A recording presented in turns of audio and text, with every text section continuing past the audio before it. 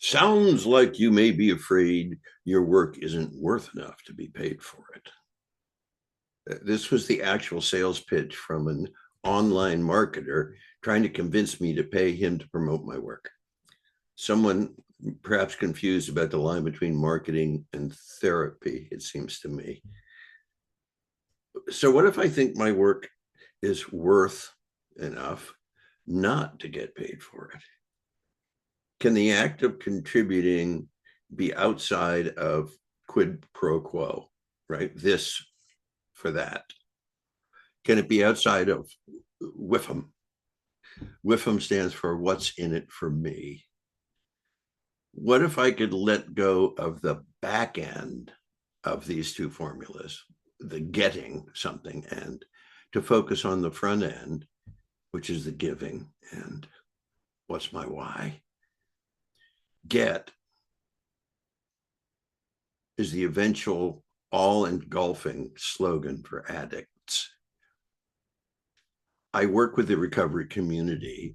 Addicts, as they lose identity, become 100% transactional. They're focused only on the quo, the that in quid pro quo.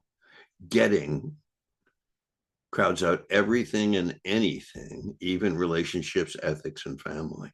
I'm I'm not suggesting that what's in it for me leads to substance abuse, but it grabbed my attention that feeding this intense focus on getting as a substitute, or at least as payment for giving, has generated much of what's socially and culturally corrosive around us.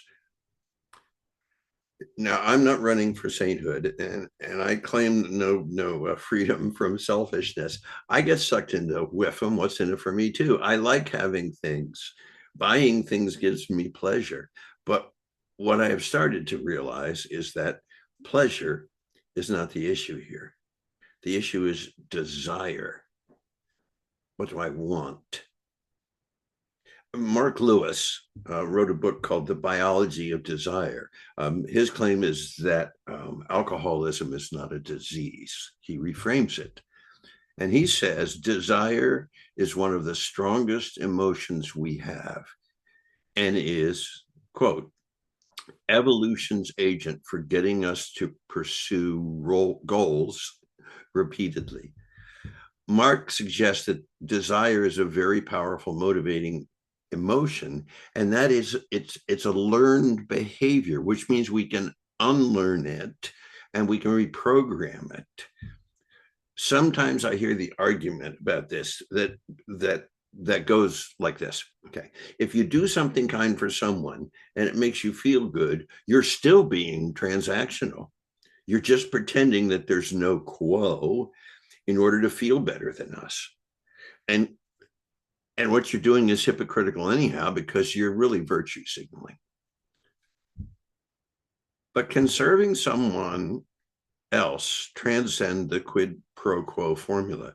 When I play with my cat, it does make me happy. But what if I play with my cat because it makes her happy? We're engaging, she and I, at that moment, in a practice of community. It's honoring mutuality. We share this, an homage to the sharing of enough. We receive all kinds of things when we serve others, yet the act is not expectant. I don't do it because I expect something back, but acceptant. I do it because I accept it. It's good in and of itself. It's a unique thing, a sui generis. We release the quo when we do that. It's simply the quid. It's just the this without the expectation of therefore I get that. So that's a new program that I'm suggesting. The front end, an act of grace, of kindness, is sufficient, but it's not necessary to get the remittance at the back end, whether it's our cat or someone who's having a tough time. Here's a quote from A. Milne. Piglet was so excited at the idea of being useful that he forgot to be frightened anymore. Could we balance Whiffum with Whiffic, with a C instead of an M? What's in it for the community? What's in it for the connection? What's in it for the continuity? Not to strive to be selfless, but to be of service, useful regardless of perceived gain. I do it because it's good. I do it because it's useful. If we feel happy, energized, content after doing something pro bono, right, for the good, our desire is on the front end for someone or something like a food bank that needs caring. That's very different from the desire for the reward, which focuses on the back end. All right, I gave to the food bank. Come on, you all tell me how great I am. Now we're back into quo land. The first is satisfying. The second can never be satisfied. So here's a little story.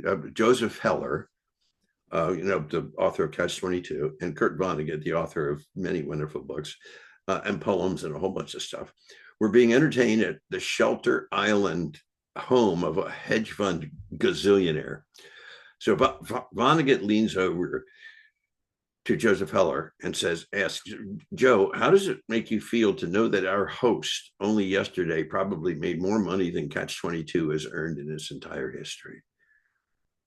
I've got something he'll never have, replied Joe. What on earth could that be? Enough.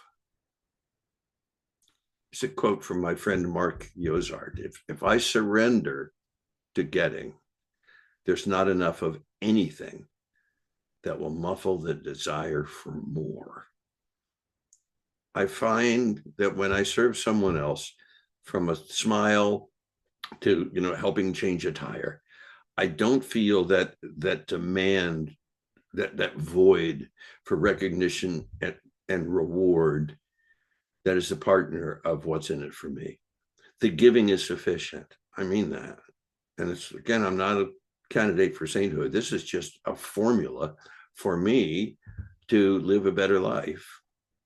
An act of being useful is singular. It's a sort of unique flash that does not create its own void of dying pleasure curve of get.